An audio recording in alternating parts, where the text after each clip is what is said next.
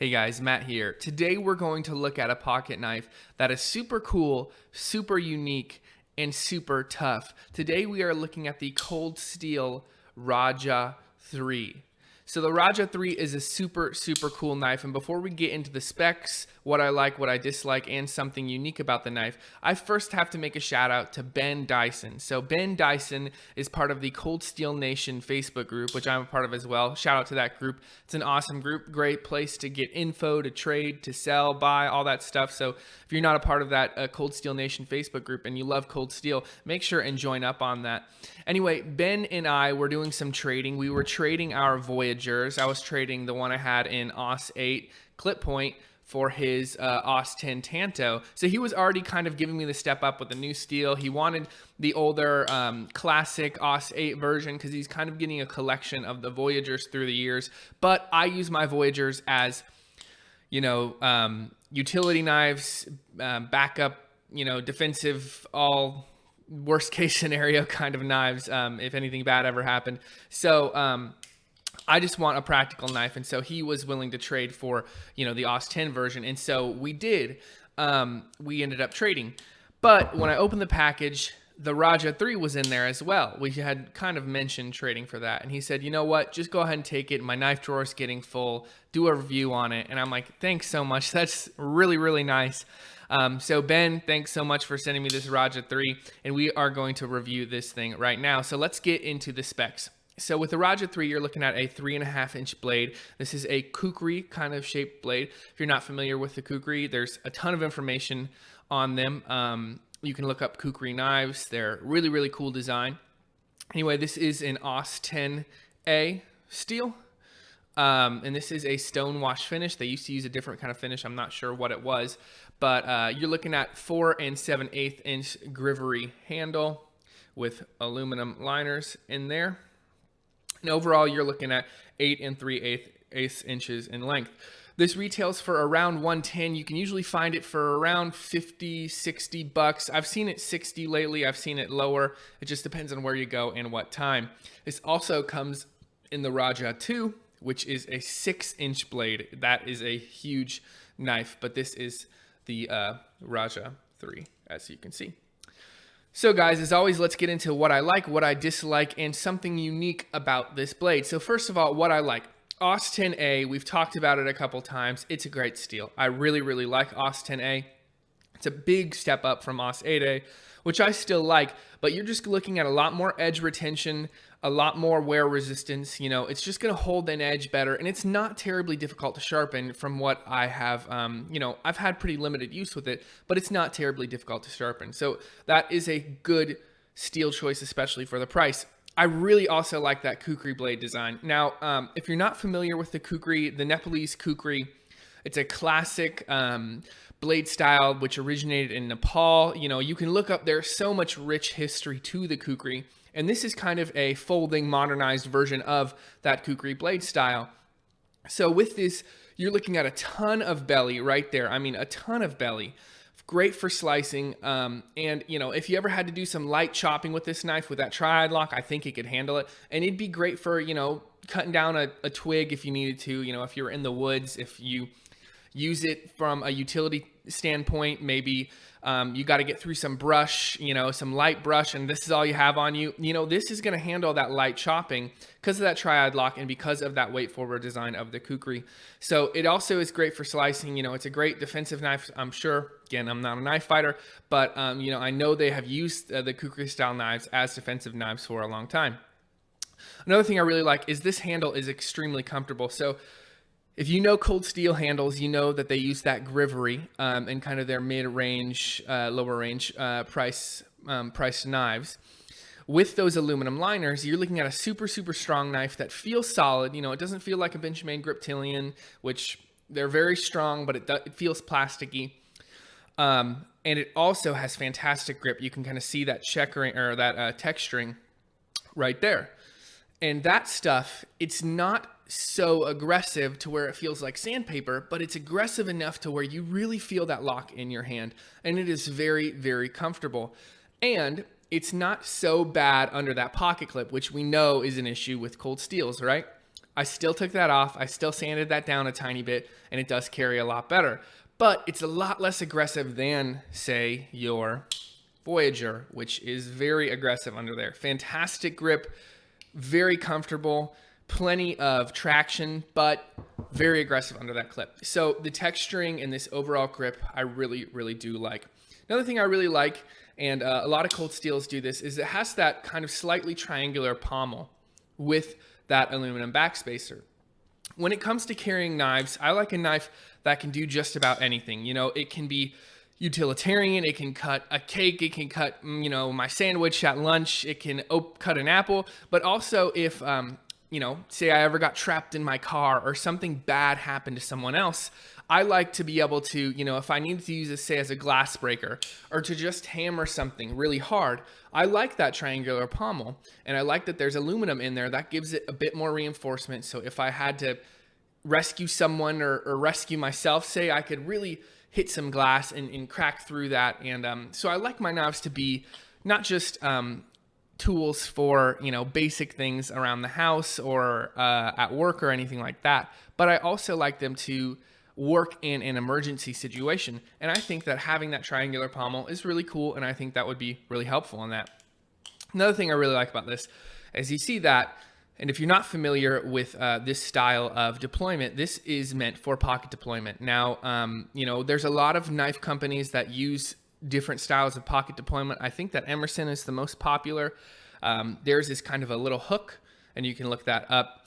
But this right here, when you're pulling it out of your pocket, your jeans are right here, your pants are right here, and what happens is when you're pulling, your pant material catches on that and it deploys. Can't show it to you guys right here, but it does work really, really well. It works really efficiently. Once you get used to it, you can deploy it pretty effectively just about every time. So I think that's really, really cool. A catch with that is it's not as easy to grip with your thumb as, say, a thumb stud. A thumb stud's a lot easier to get purchase on, to find kind of without looking for it. So it's just, you know, which do you prefer? Do you want a thumb stud? Do you want it to deploy from pocket?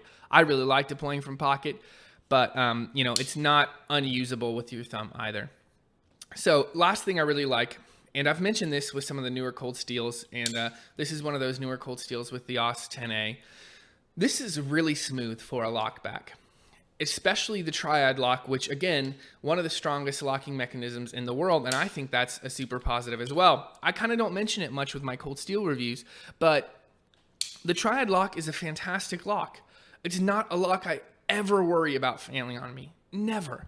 And with how strong this lockup is, and that just easily just opens up very smoothly. Can I flick it just with my thumb? Yeah.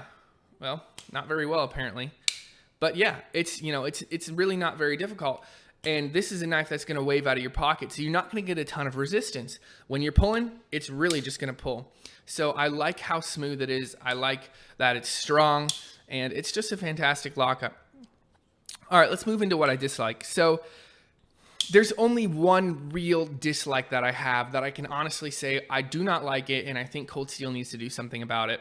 And this is an issue I don't think I've talked about yet because the Cold Steel knives I've brought to table haven't had this issue, but there are other Cold Steel knives that do have this issue. Okay, so you see this Voyager, right? So the edge, sorry for that glare, guys, goes all the way down to that choil, right? And that sharpening choil is meant to be there so that it's easier to sharpen. You can even take that blade out of that handle, sharpen it really easily. This Code 4, same thing. You know, it goes right down to that choil. So let's look at this Rajah. Mwah, mwah. So you can see that edge, and I'll kind of let the glare go on that edge so you can kind of see it. That edge goes all the way down, and then you can see there's this big, ugly, unsharpened area. I've had this issue on this knife and on one other knife series, the Recon 1s. The Recon 1s are not cheap knives, not anymore anyway. You know, they're high quality because they're, you know, high-end steel, S35, they're G10, they're strong knives. You know, you're looking at $80 to $100 for a Recon.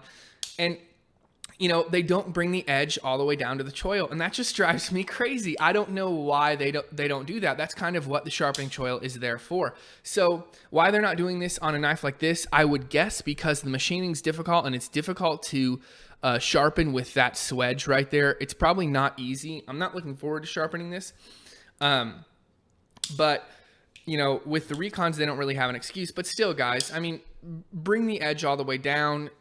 It can't be that difficult to do. So is it the end of the world? No. I mean, I can do that with a stone, actually, not that difficult.